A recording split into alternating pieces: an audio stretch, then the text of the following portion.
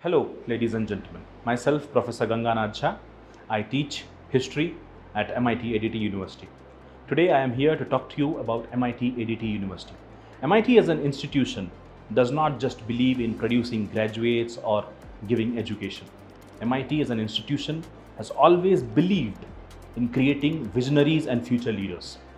So, to create these visionary and future leaders, MIT has always come up with specialized courses, be it design, be it related to naval engineering, different courses.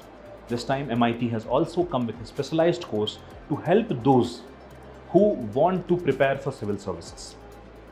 We understand the value of giving the early start to the students who want to become the leaders of India.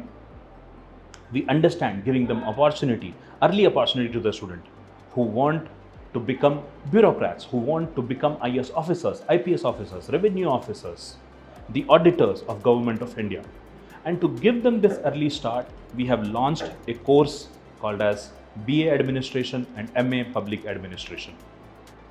In this course, we have divided the entire syllabus of UPSC into short courses, which is distributed across 6 semesters for BA and across 4 semesters for MA.